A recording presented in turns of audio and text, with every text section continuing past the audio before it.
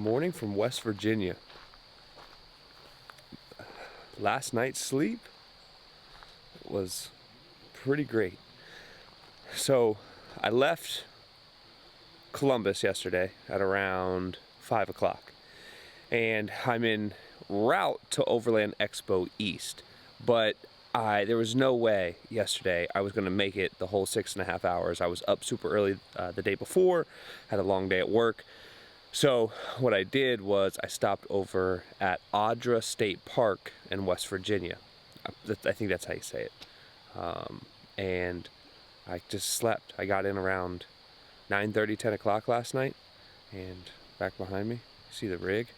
It was such a great night's sleep. I'm right on a river, probably right in the background. The fall colors are starting to come in, and I'm gonna be honest, West Virginia is really beautiful. I see a lot of pictures from West Virginia. I follow a guy on Instagram, and he lives in West Virginia. Beautiful. But anyways, I need to get some coffee. A little down this morning. By the way, no family's with me, which kind of sucked. Being at camp by yourself, it was nice to be alone and it was peaceful, but I'm just used to having crazy kids and my wife, and so it's a different experience. I'm gonna get some coffee going and show you guys some of this beautiful, beautiful West Virginia scenery. If you haven't already, subscribe to the channel so you can come along for the adventures. Let's get to Expo East.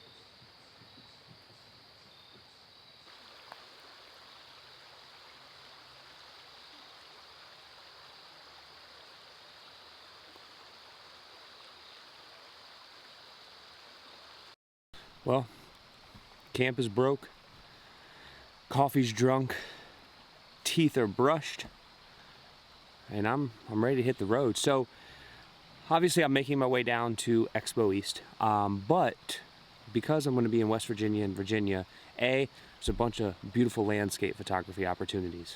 Not sure if I'm going to find them. This is my first time, just got a new camera, so I want to try to get some of that.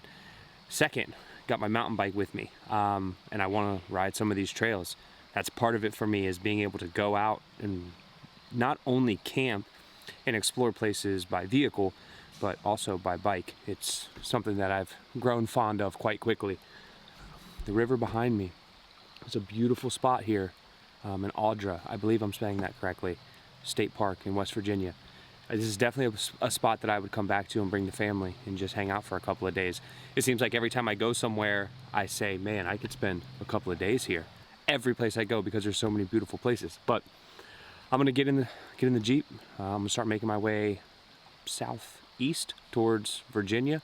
And I have on Mountain Bike Project a bunch of stuff that I've looked up that I wanna take a look at and hopefully ride some good trails today. It might rain, which would make things a lot more interesting. So let's hit the road and start heading our way down towards Virginia.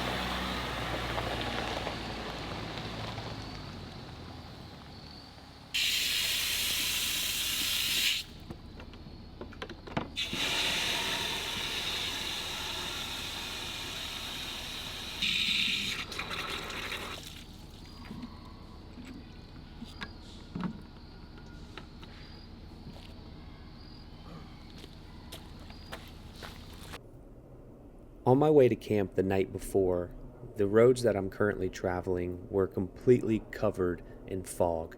Not to mention, it was extremely dark and I had no idea where I was going. On my way out, I was able to see how beautiful this place was, and at camp, I could see all the color change taking place in the trees through the creek, and then on my way out, I was able to get a real taste of what this place looks like in the daytime.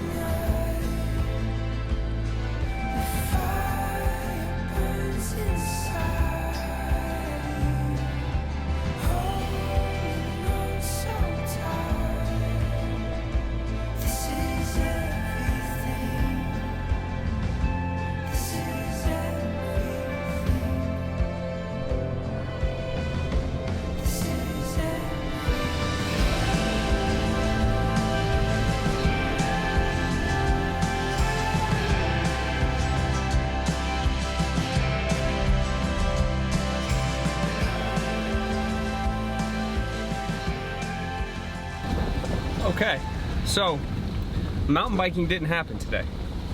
I got all distracted.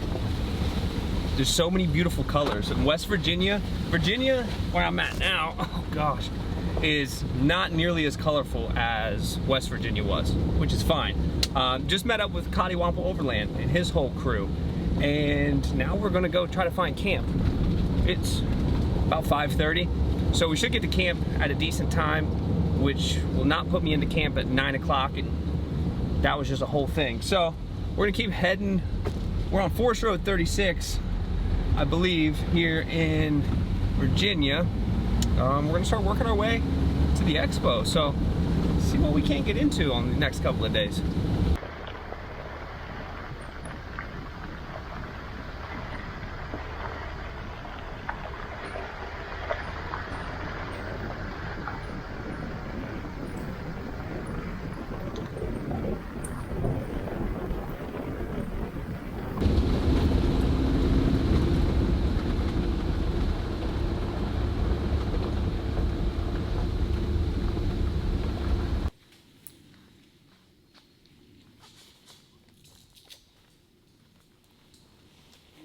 You do the steaks.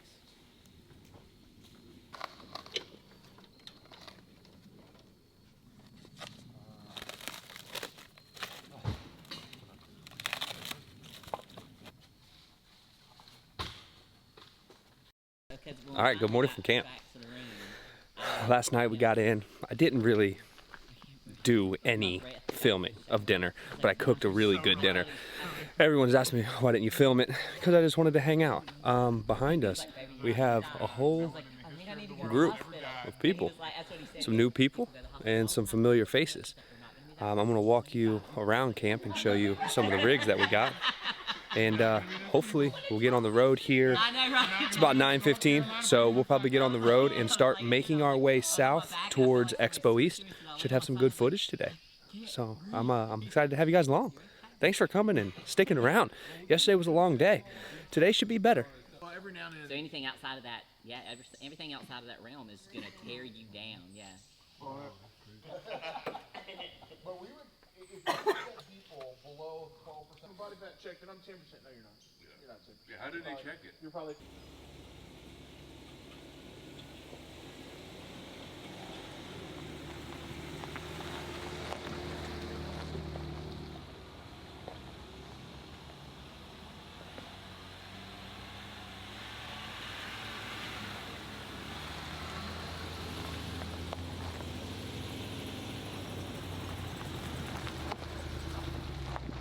After breaking down camp, having a good breakfast, we started to make our way south through the George Washington National Forest.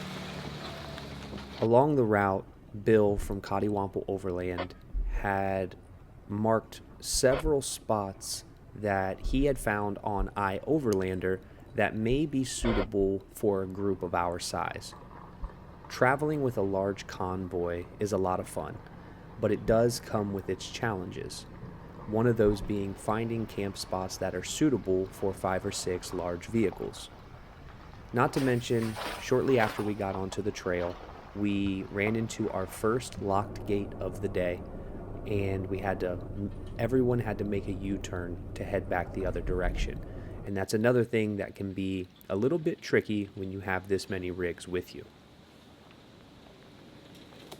Once we all turned around, we started making our way towards our first campsite of the trip, and it started to get a little bit hairy as we navigated through the George Washington National Forest.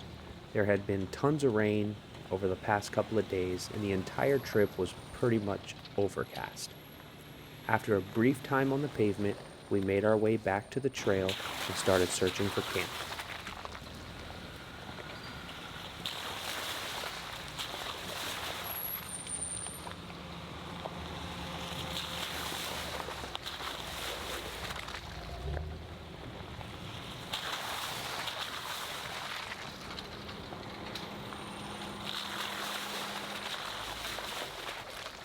All right, so we ended up on pavement. Roads aren't always marked as they're supposed to be, but we're getting into the woods again, and we're getting into some deep mud. So I think everybody's gonna start airing down, probably switching to 4 high. We'll see what it turns into. Kelly is already airing down, so that's my sign to go ahead and follow suit. He does it with a pencil. I don't do it with a pencil. I think Tracy's in front of the Jeep. Okay. I think, I'm not sure. Oh, there we go.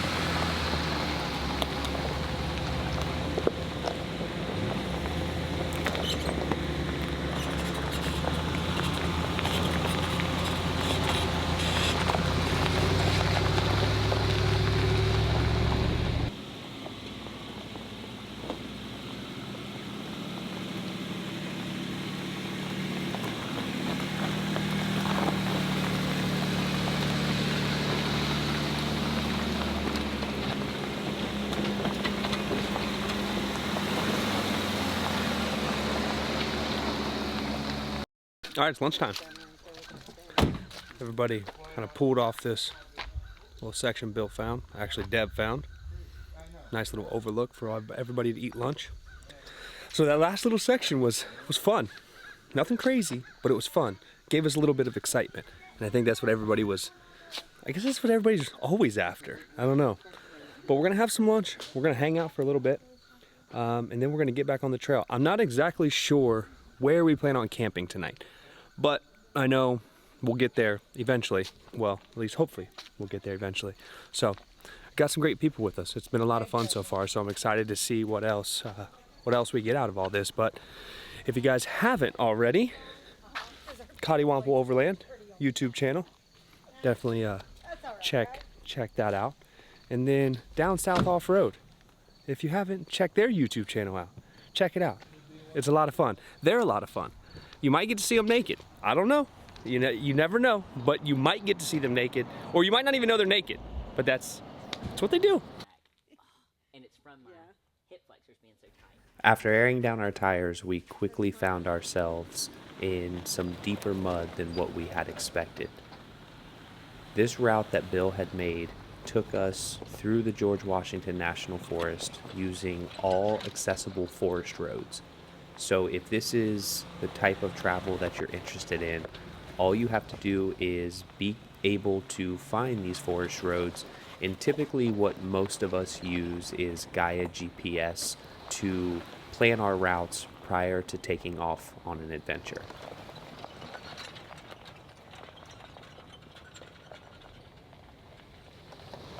As we moved through the trees and down the trail, we stumbled upon a bridge that we didn't know existed and had no idea that it was even on the map.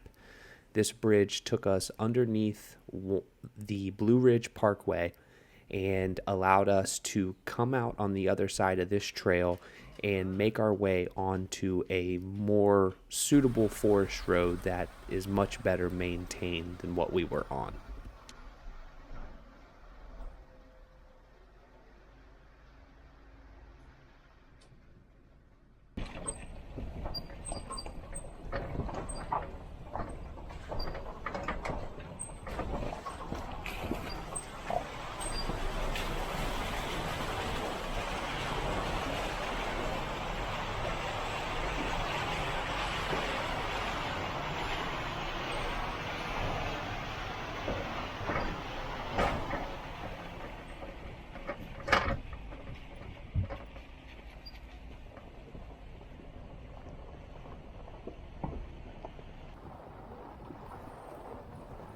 After making our way back onto the gravel forest road, we knew it was time for us to start looking for a camp spot that would fit all of our vehicles.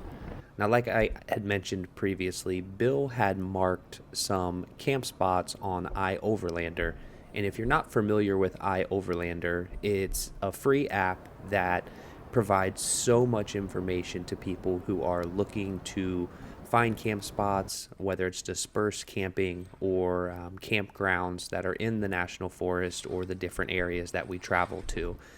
So Bill had located a couple that were going to be suitable, but the issue was this was Expo East weekend, and there are a lot of people that were looking for camp. Luckily, we were able to stroll on a suitable camp spot that once again was right on a creek that was absolutely beautiful.